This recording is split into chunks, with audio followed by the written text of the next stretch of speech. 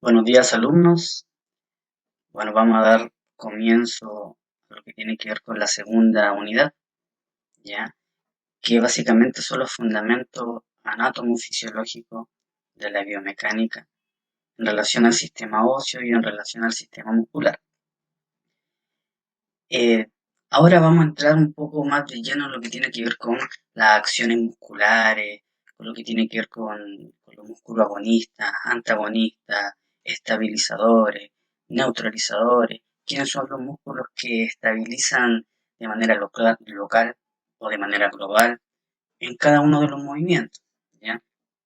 Pero antes de eso es necesario hacer un recuento anatómico muy general, porque esto lo tienen que haber visto, ¿cierto?, en lo que respecta a anatomía, y en base a las ciertas cargas que recibe un hueso, ya como a nivel de los sistemas, el sistema óseo y el sistema muscular van muy de la mano, interactúan constantemente junto con los otros tejidos, necesitamos dar como un refresco a nivel conceptual de lo que son algunos aspectos a nivel óseo, lógicamente para después entender el movimiento de manera mucho más global, ¿ya?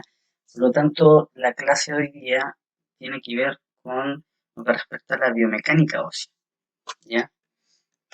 Dentro de los aspectos generales de la anatomía, nos cabe recordar, como les dije anteriormente, esto creo que tienen que haberlo visto en la anatomía, un hueso largo, como se ve representado acá, el fémur, es un hueso que tiene ciertas partes, ¿ya?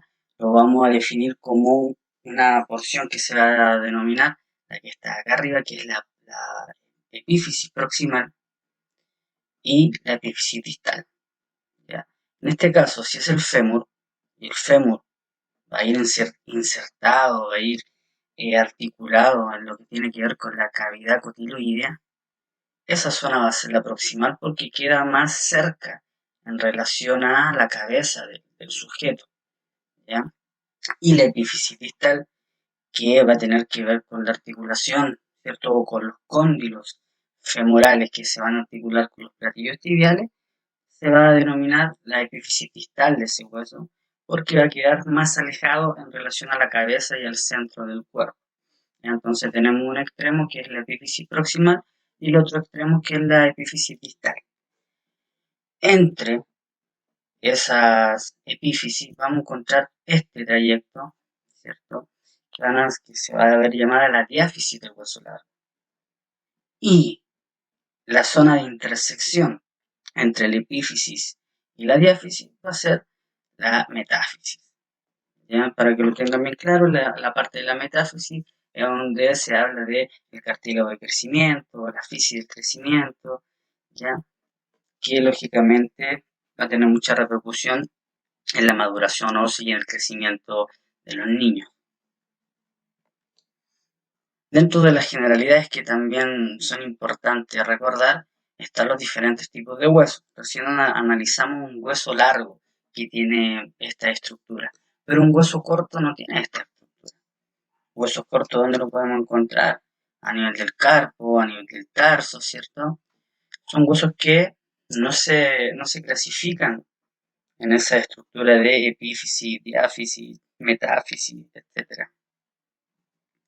Tenemos también los huesos planos, como acá lo muestra el ejemplo a nivel del esternón, un hueso irregular, como lo serían las vértebras, y un hueso sesamoideo, que en este caso está representado como la rótula.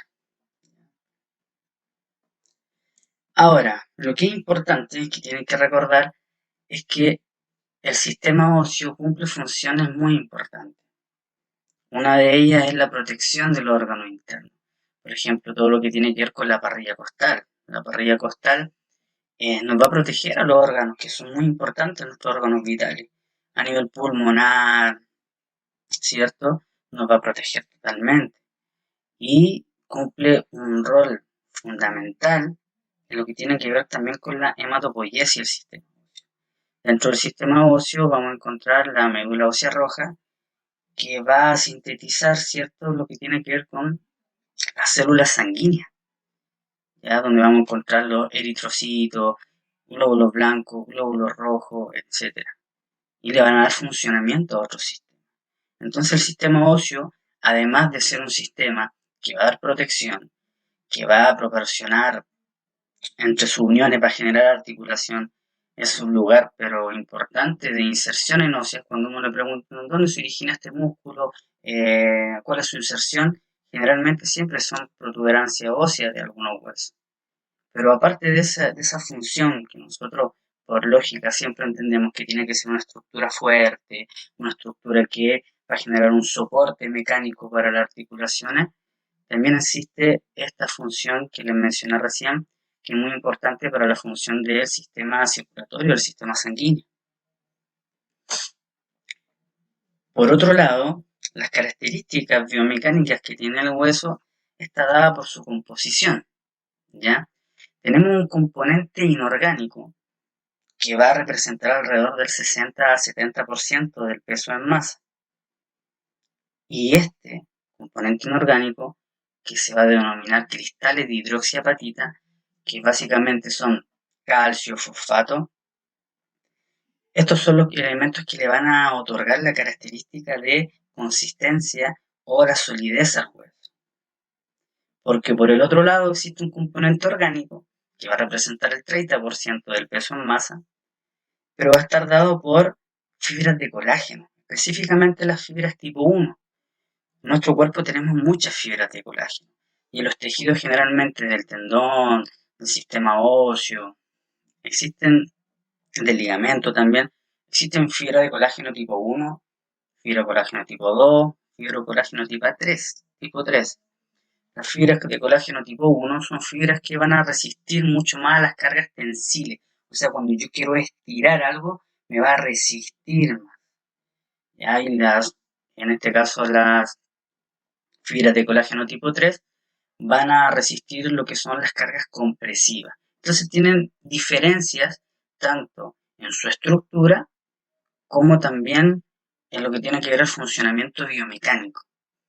Por lo tanto, el hueso, en síntesis, va a tener un comportamiento o una característica de solidez dado por estos componentes inorgánicos, ya que tiene que ver con calcio, que tiene que ver con fosfato y que se denominan cristales de hidroxiapatita, y también tiene un componente deformable, tiene un componente más elástico que va a estar dado por el colágeno y la sustancia fundamental. También posee células que van a representar del 5 al 10% del peso en masa total del hueso y un 5 a 8% componente de agua. ¿Ya? Recordando que las células principales de todo tejido óseo están los osteocitos, los osteoblastos y los osteoclastos, que cumplen funciones muy importantes en el equilibrio interno del hueso. Ahora, recordando de nuevo con aspectos de anatomía, tenemos que existen diferentes tipos de hueso, ¿ya? Está el hueso compacto, que acá ustedes lo pueden ver, que son diferentes laminillas, que se denominan sistema de Haber, ¿ya? Son láminas concéntricas, diferentes láminas concéntricas, que en su centro tienen un orificio, ¿ya? Y que este orificio va a ir bajando y se van a conectar con los otros orificios de los sistemas de Haber, estos llamados canales de Boltzmann, ya que van a tener dentro muchos vasos sanguíneos y van a generar todo el proceso de irrigación y de recuperación de un hueso en el caso de que exista fractura o en el caso de que se necesite generar una síntesis de sus cristales de hidroxiapatita y de su colágeno, ¿ya? Por lo tanto, este hueso, dentro de sus características más importantes, es que le va a dar la mayor solidez en torno a las características biomecánicas. Es un tipo de hueso que va a soportar de mejor manera todas las fuerzas, ya sea fuerzas tensiles, fuerzas compresivas, fuerzas de flexión, fuerzas de torsión, fuerzas de cizalla, todos los tipos de fuerza. Este hueso lo puede soportar, teniendo siempre un límite, lógicamente. Todo tejido tiene un límite de soporte, ¿ya? Y tenemos también el hueso trabecular. El hueso trabecular también va a generar un soporte mecánico, porque al igual que el otro hueso compacto, es un mismo hueso, solamente que histológicamente el tejido cambia un poco. pero este soporte mecánico va a ser un poquito menor al del hueso compacto, ¿ya? Y en base a su estructura, acá lo pueden ver, tiene unos trayectos que son muy irregulares y que van generando tabiques. Estos tabiques son estos orificios que se van acá. Y dentro de esos tabiques, en los huesos largos va a estar la médula ósea roja, o sea, también va a proteger la médula ósea roja, la va a albergar. Y recordando que la médula ósea roja lo que hacía era la síntesis de células sanguíneas, ¿ya? Este tipo de hueso trabecular, a diferencia del otro, va a soportar solamente fuerzas de compresión y de tensión, fuerzas tensiles. No va a soportar de buena manera fuerzas de cizalla, no va a soportar de buena manera fuerzas de torsión, etc. ¿Ya? Prende un hueso que también como característica de hueso soporta carga, pero no como el anterior. Ahora, si vemos el hueso de manera completa, podemos entender su distribución del hueso compacto y del hueso esponjoso o hueso trabecular. Dentro de la zona interna del hueso es donde se ubica el hueso, el hueso trabecular. Específicamente en este hueso largo a nivel de la epífisis, ¿ya? De ambas epífisis se encuentra el hueso trabecular. Y en todo el contorno, en la zona externa de este hueso, que está acá, se va a encontrar lo que es el hueso compacto, ya con el sistema de Haber, ¿cierto? Y las características que son de mucho más soporte que este hueso trabecular. ¿Por qué es de mucho más soporte? Porque este hueso esponjoso o hueso trabecular, como en los huesos largos se encuentra principalmente en las epífisis y en los huesos cortos se encuentra en casi todo, todo el radio a nivel óseo, este distribuye cargas. Cuando uno entiende que uno genera fuerza y va distribuyendo, o desde la columna se transfiere fuerza, o desde el fémur o desde la extremidad inferior empiezo a transmitir fuerza, esa transmisión de fuerza se hace mediante las características de este hueso esponjoso. Por eso que este hueso tiene más características elásticas versus este hueso que está acá, que tiene muchas más características de soporte, de protección, de soportar todo tipo de fuerza. Como lo mencioné anteriormente, a nivel del sistema óseo existen muchas propiedades biomecánicas, ¿ya? En las cuales nosotros vamos a ver que a nivel de hueso se entiende como un material bifásico, que como material bifásico existe una curva de carga y deformación, como existen muchas cargas que se van a enfrentar al hueso, tenemos que entender un concepto de lo que se llama anisotropía. Tenemos que entender que un hueso, cuando está sometido a constantes cargas, ¿cierto? Puede generar una fatiga o cargas repetitivas que eso puede llevar a una fractura del hueso. Entonces acá las cargas las que se ven eh, en la práctica sometida al hueso son muy importantes y tenemos que analizarlas.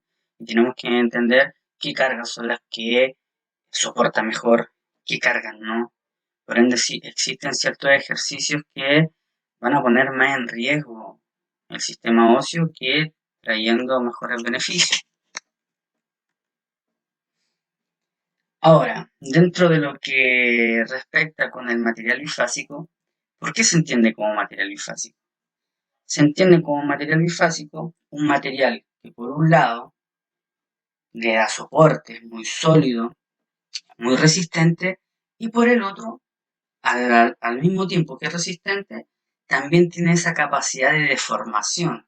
Como es deformable, es un tejido que también puede ser elástico, o sea, se deforma y vuelve a su posición. Por ende, un material bifásico lo podemos encontrar, ¿cierto?, en la parte dura o sólida con el material que hablábamos recién, que es el mineral que está compuesto el hueso. Y las fibras de colágeno le van a dar el otro componente del hueso, que es el componente de mucha mayor elasticidad. ¿Para qué? Para soportar toda esta cantidad de carga, disiparlas o amortiguarla y transferirla, que también es una función importante del hueso, como lo mencioné anteriormente, sobre todo del hueso trabecular. Existe una curva de deformación, de carga y deformación del hueso, como lo explicaba recién. Todo tejido tiene una capacidad de deformación, pero siempre hasta cierto límite. Por ejemplo, un tendón se puede deformar hasta el 4%. Cuando ya pasa del 4% de deformación hacia adelante, el tendón empieza a tener micro rupturas, lo cual puede generar con rupturas mucho más grandes o cuando se corta literalmente un tendón. Entonces, a nivel de hueso, hay dos aspectos que son muy importantes, en las cuales si existen fuerzas que el hueso experimenta como compresión, como tensión, etc., estos van a cambiar la forma del hueso, ¿ya? Pero el hueso, una vez que la carga cesó, vuelve a su posición normal.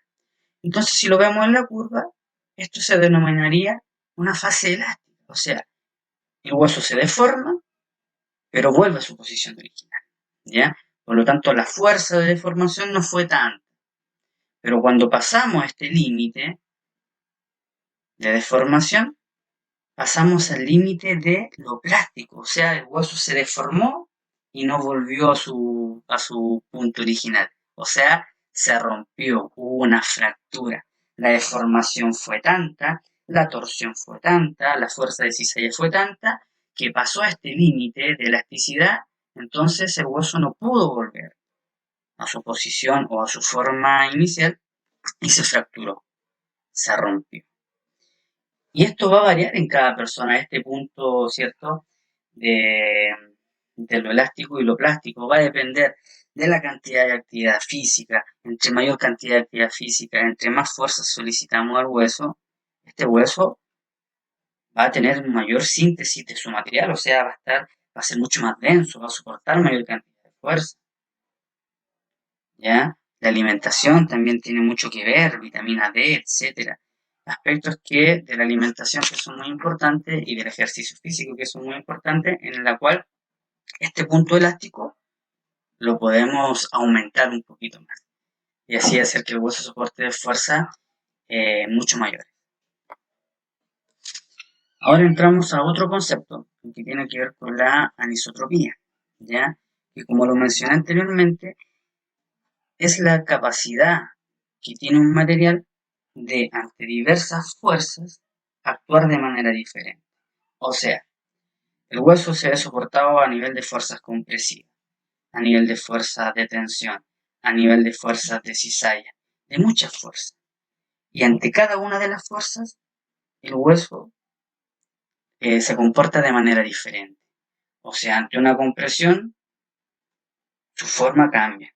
Ante una tensión, su forma cambia, pero diferente a la otra.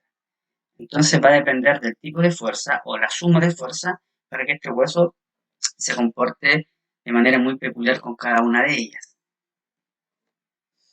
Por lo tanto, cuando existe fuerza de compresión, teniendo en consideración, ¿cierto?, el concepto de lo que era compresión, lo que estamos en la primera clase, el hueso va a tener un comportamiento. Y la característica de ese comportamiento va a ser que la estructura se va a acortar y se va a ensanchar. Entonces, ¿esto dónde lo podemos ver constantemente? A nivel, por ejemplo, vertebral. Y constantemente las vértebras están sujetas a fuerzas compresivas. Yo corro, existe una compresión, o sea, existe una fuerza, ¿cierto? Y otra fuerza que van a tener la misma dirección, pero en diferentes sentidos y van a converger en el mismo sitio. Por lo tanto, cuando hay dos fuerzas que van en esa misma dirección y en diferentes sentidos, chocan. Y al chocar, esto se acorta y se ensancha.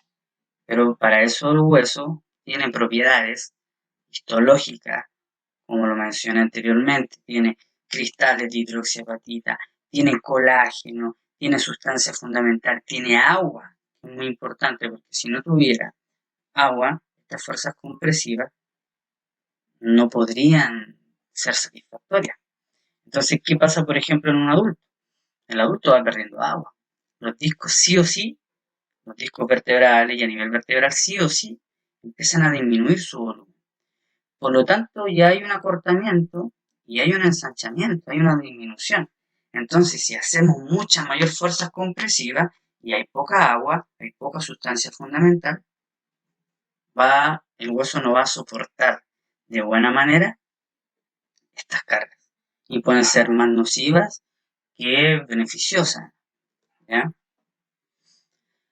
Ahora, ante fuerzas tensiles, ¿ya? Estas fuerzas son las que se aplican desde el interior de una estructura hacia afuera, o la suma de fuerzas que se aplican, o sea que se van alejando de la estructura, lo cual hace que el material se alargue y se estreche. O sea, acá ya vemos ya un comportamiento anisotrópico. O sea, el hueso ante la tensión se alarga y se estrecha, o sea, se comporta totalmente diferente en relación a la compresión, porque la compresión que hacía se aplastaba, se ensanchaba, ¿cierto? Por lo tanto, esa es la característica anisotrópica del hueso, que entre diferentes cargas se comporta de manera diferente, ¿ya? Pero en la mayoría de los movimientos, ya sea deportivo, ya sea de correr, de caminar, lo que sea, el hueso siempre va a estar sometido a carga. Pero lo más común es que sean cargas combinadas. Nunca el hueso va a estar sometido a una sola carga. Por ejemplo, cuando nosotros caminamos a nivel de la tibia, a nivel del calcáneo, ¿cierto? Que a nivel de talón, cuando iniciamos el contacto nos vamos a ver involucrados, ¿cierto? En una fuerza de compresión a nivel óseo. Y después, a medida que avanza la marcha, cuando termina la fase portante y empezamos con la fase de oscilación o balanceo, va a haber una fuerza con características más tensiles. Entonces, en todo momento, yo voy sometiendo al hueso a cargas compresivas, a cargas tensiles. Y lo mismo pasa con ligamentos, que los ligamentos ante un movimiento que es opositor a su línea de fuerza se estira, o sea, impide que el movimiento sea más amplio, ¿ya? Por lo tanto, pasa también a los tejidos tendinosos.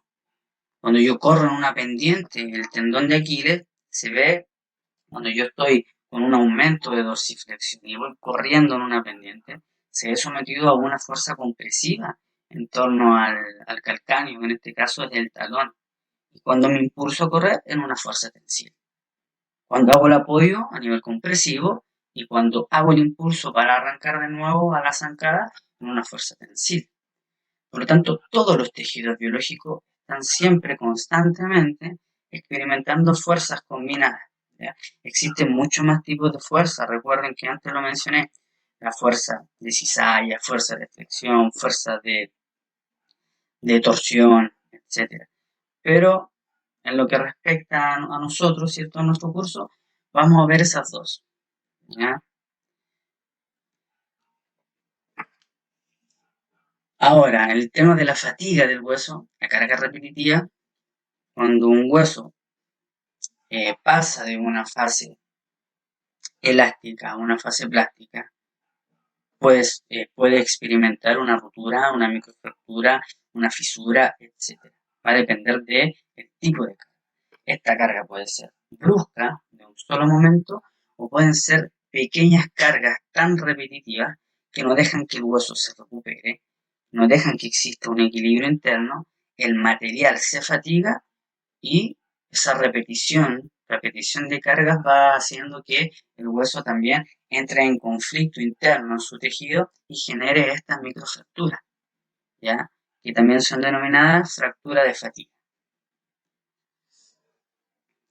Ahora, una vez entendiendo los conceptos anatómicos, los conceptos biomecánicos del hueso a nivel general, tenemos que saber que la unión entre un hueso y otro y los elementos o los tejidos que permiten esa unión van a ser llamadas articulaciones. O sea, acá vemos inmediatamente que existe un hueso sesamoideo que es la rótula, existe la epífisis distal del fémur que tiene los cóndilos femorales, la tróclea femoral, existe la epífisis proximal de la tibia, donde están los platillos tibiales, y esta estructura ósea se juntan y generan la articulación. Pero una articulación no es tan solo unión ósea, porque para que esta unión ósea exista, tiene que haber otros elementos, otros tejidos. En este caso acá, tiene que haber un menisco, tiene que haber otro menisco. Porque lo que tienen que entender es que cuando uno clasifica las articulaciones en trocoide, en artrosis, y uno le explica y ve que es una estructura como de esfera, la otra es una estructura cóncava que se unen, eso en el monito, eso es la figura. A nivel real, a nivel anatómico, ¿cierto?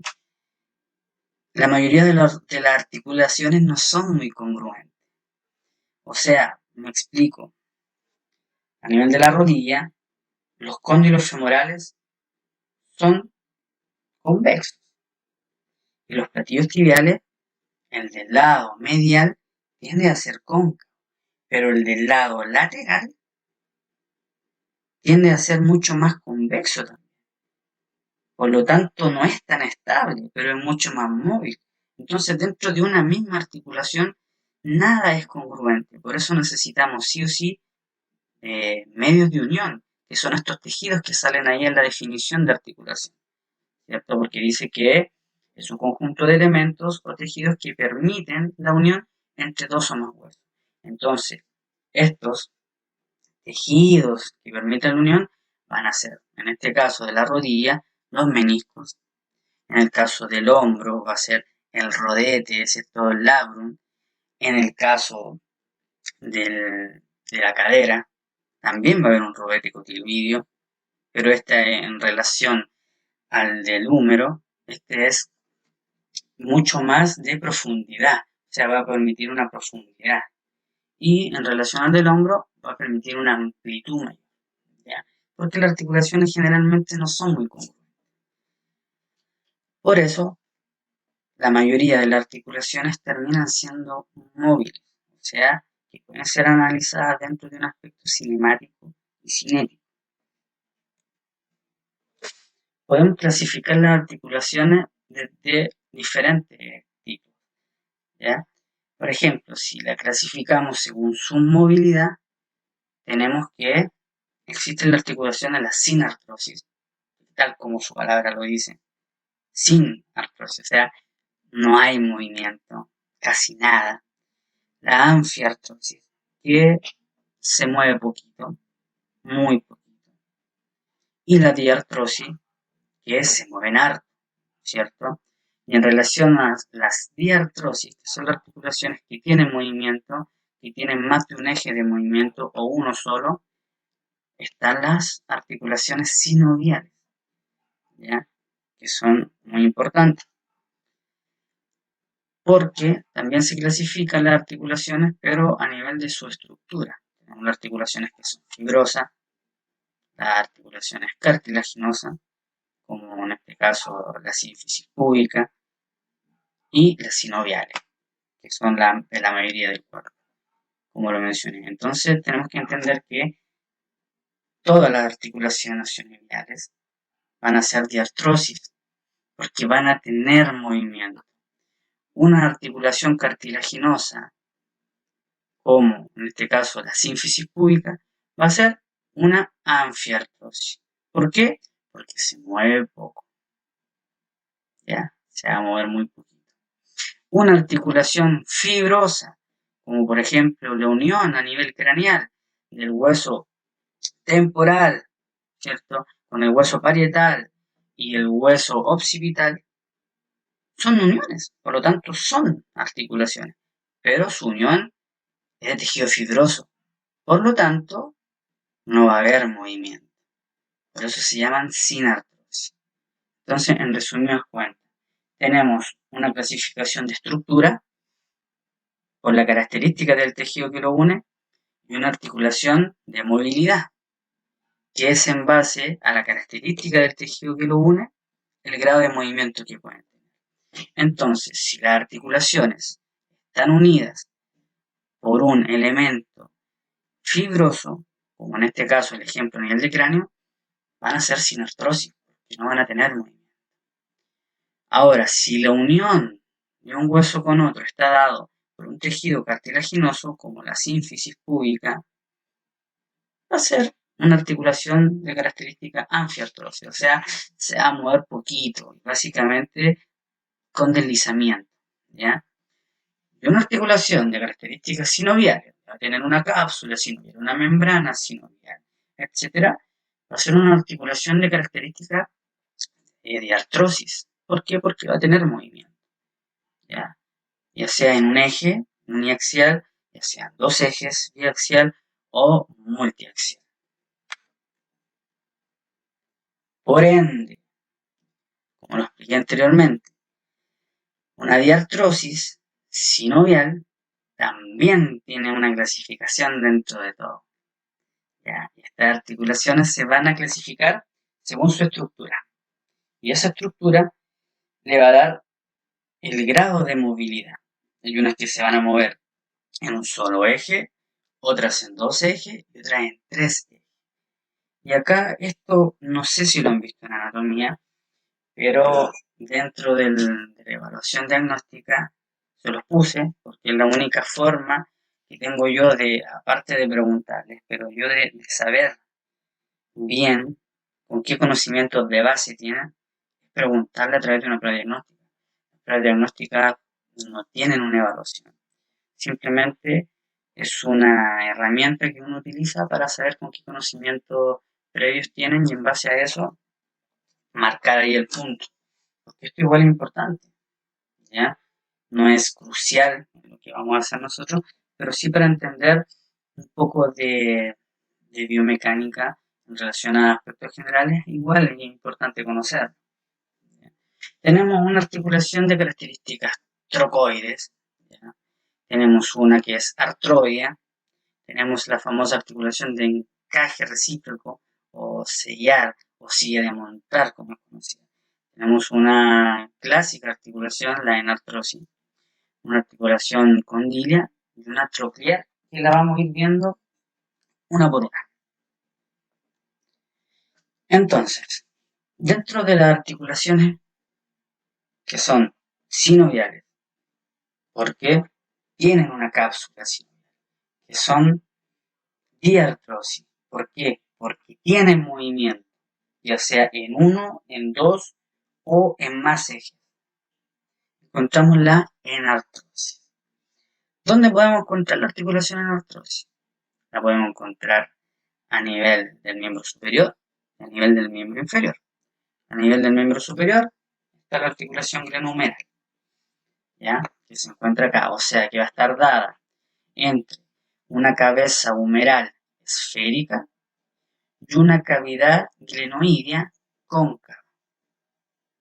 Y a ese elemento de una circunferencia, ¿ya?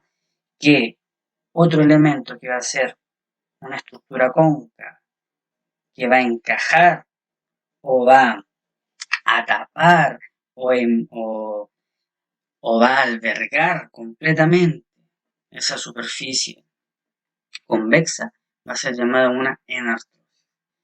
Pero, como les mencioné anteriormente, muchachos, esto en la realidad no es tan así. Cuando uno ve libros de anatomía y lo empieza a explorar mejor, o mejor aún uno empieza a ver cadáveres y estudiarlo, se da cuenta que esta esfera no es tan esférica y que esta cavidad glenoidea que tiene que ser cóncava no es tan cóncava. Por eso necesitan medios de unión, ¿ya? Obviamente en estos dibujos se ha representado así para que se entienda que una articulación de características en artrosis tiene esas características, ¿ya? De una superficie cóncava con otra convexa y que la cóncava alberga la convexa. Esto también lo vemos a nivel de cadera, donde va a estar la cabeza del fémur y donde va a estar el acetábulo o la cavidad cotiloidea. Aquí la articulación coxofemoral. Por ende, este tipo de articulación es la más móvil del cuerpo, porque se mueve en los tres planos y en los tres ejes, por lo tanto va a ser multiaxial. Por ende, cuando hablamos de artrosis, tenemos que entender que es multiaxial. Va a realizar movimientos de flexión y extensión. ¿En qué plano? En el plano sagital. ¿En qué eje? En el eje lateral. Va a realizar movimientos de abducción y aducción. ¿En qué plano? Plano frontal. ¿En qué eje? Eje anteroposterior. Y va a realizar movimientos de rotación interna y rotación externa. ¿En qué plano? Plano transversal. ¿En qué eje? Eje cefalocaudal o vertical. Como lo recordé en la clase, o lo recuerdo en la clase anterior, estos ejes y estos planos, por literatura van a ser descritos, o uno los va a encontrar con muchos nombres. Lo importante es que tienen que entender su orientación, cómo pasan, qué dividen, en base a eso hacer el análisis para entender qué movimiento me puede permitir. Por ejemplo, acá en el centro, si yo voy y cruzo de manera antero-posterior un eje, ¿ya? Como acá, el del monito verde, si yo hago una flexión, no puedo, porque choca mi brazo. Si hago una rotación, tampoco podría, porque choca. Entonces, el único movimiento que me va a permitir un eje antero-posterior por temas de estructura, cuando tienen que rotar sobre ese eje, va a ser el de abducción y aducción. ¿Ya? Por otro lado, tenemos las articulaciones de características condilias. ¿Ya? Acá las articulaciones condilias hablan también de que tienen una estructura cóncava y otra convexa, pero de características helicoidales. O sea, no es una circunferencia completa convexa y tampoco es una cavidad completa cóncava, sino que son helicoidales. ¿Ya? Tienen que haberlo visto en lo que es anatomía. Y si es que no lo vieron, eh, hagan referencia con los dibujos, ¿cierto? De cada articulación, pero lo más importante que tienen que entender es el tipo de movimiento que realizan estas articulaciones. ¿Dónde podemos encontrar las articulaciones de tipo condilio? Por ejemplo, en la articulación occipito-troidea y en la radiocarpiana, que por sus características van a generar movimientos en dos planos y en dos ejes. Por ende, esta articulación sinovial diartroidea, que realiza movimientos, que es condilia, va a ser diaxial, porque va a realizar movimientos de flexión y extensión. ¿En qué plano? En el plano sagital. ¿Y en qué eje? En el eje lateral. Va a realizar esta articulación movimientos de abducción y aducción, y en la columna movimientos de inclinaciones, ¿ya? Inclinaciones laterales. ¿En qué plano? En el plano frontal. ¿Y en qué eje? En un eje antero-posterior. Ahora tenemos también articulaciones de tipo troclear, ¿ya? Estas articulaciones de características trocleares, nosotros las encontramos, por ejemplo, a nivel de la articulación tibio-estragalina, ¿ya? Como sale acá en el dibujito, entre la mortaja, ¿cierto? La astragalina y el astrágalo o la cabeza del astrágalo. Y en las articulaciones interfalángicas, también como se encuentran acá. Estas articulaciones trocleares van a generar un solo movimiento, por ende van a ser uniaxiales y se van a ver en un solo plano, o sea, van a realizar movimientos de flexión y extensión. ¿En qué plano? Plano sagital. ¿En qué eje? En el eje lateral. También existen dentro de esta clasificación las articulaciones de tipo trocoide. ¿Dónde encontramos esa articulación de tipo trocoide? Por ejemplo, en la atlantoxoide, en la articulación entre el atlas y el axis. Entonces, pónganse el ejemplo de un pequeño cilindro que va a generar, ¿cierto?, como el pivot, en donde va a girar un anillo, que en este caso va a ser el atlas. Entonces, va a generar un solo movimiento, dada la característica de esta estructura. ¿Y qué movimiento va a generar? Rotación, tanto medial como lateral. Por ende va a ser uniaxial. Entonces, estas rotaciones que va a realizar la articulación trocoide se va a realizar en un plano transversal y en un eje cefalocaudal o vertical. Por otro lado, está la articulación sellar o silla de montar. ¿Qué es donde se va a ver esto? En la articulación externoclavicular y en el primer metacarpo, o sea, carpo metacarpiana. Entonces, por su estructura, va a realizar dos movimientos, o sea, va a ser biaxial.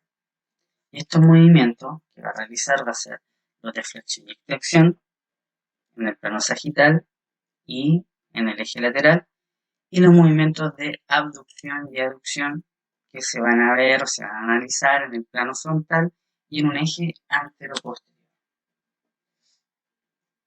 Y por último, la articulación artroide, que las pueden, como ver en la imagen, son articulaciones planas, se mueven solamente por deslizamiento, por ende no existen cambios de ángulo en su estructura ósea. ¿Ya? Por ende, este tipo de articulación se puede deslizar hacia adelante, hacia atrás, etcétera, hacia el lado derecho, hacia el lado izquierdo, y con movimientos muy pequeños, como por ejemplo la articulación del carpo, la articulación del tarso, la articulación acromioclavicular, que básicamente son deslizamientos que realiza, pero que tienen ligamentos, tienen cápsula articular. Por ende, están dentro de las clasificaciones de las articulaciones sinoviales y de las que son diartroides porque generan movimiento, que sea de deslizamiento, pero se mueven. Entonces, muchachos, todos estos conceptos son desde un punto de vista anatómico y biomecánico. O sea, entender los tipos de articulación tienen que haberlo visto en anatomía, cuando vieron el sistema óseo, los tipos de hueso. Tienen que haber visto los diferentes tipos de las clasificaciones de hueso. A donde tenemos que darle énfasis en este ramo tiene que ser a la biomecánica de esos tipos de hueso. O sea, si existe una articulación trocoide, más que la estructura, me interesa que ustedes sepan qué movimientos van a realizar, en qué plano y en qué eje. Y qué fuerzas son las que se van a ver involucradas en esa articulación. Por ende, estos aspectos que puse en la clase, que son de anatomía al principio, y después de las fuerzas en las que se ve involucrar el hueso, es como un repaso, ¿no? Para que ustedes vayan teniendo una base o recordando ciertas cosas, y en base a eso ir acercándonos ya a la biomecánica mucho más funcional que tiene que ver con los elementos o a nivel del funcionamiento muscular, de que no son los músculos que generan cierto movimiento, etc. Donde se pueden eh, seguir viendo estos conceptos están, por ejemplo, en el libro de Nordin, ¿ya? Que les mandé un link para que lo pudieran descargar o verlo en vivo, descargarlo en vivo y, y puedan ir viendo y complementando su estudio, ¿ya? Cabe destacar, muchachos, que las clases igual se hacen complejas desde el punto de vista eh, teórico e internalizarlo en ustedes mediante clases que son online. Pero, insisto, cualquier duda que tengan, pregunten, mándenme un correo, no hay ningún problema, para eso estamos. Y lo otro es que cuando ya, si es que esto sigue las clases online, estos conceptos son mucho más teóricos, por lo tanto se pueden estudiar, etc. Pero cuando ya pasemos al análisis de ciertos movimientos, voy a tratar de realizar alguna clase por Zoom y tratar también de mandarle el PPT y todo, para que exista una mayor integración. ¿Ya? Que tengan muy buena semana. Recuerden que la próxima semana es la evaluación, así que estudien. En la evaluación va a ir la clase 1 y clase 2. Esta clase 3 es parte de la segunda unidad, por lo tanto no va. Y eso sería todo, muchachos. Que tengan muy buen día. Nos estamos viendo.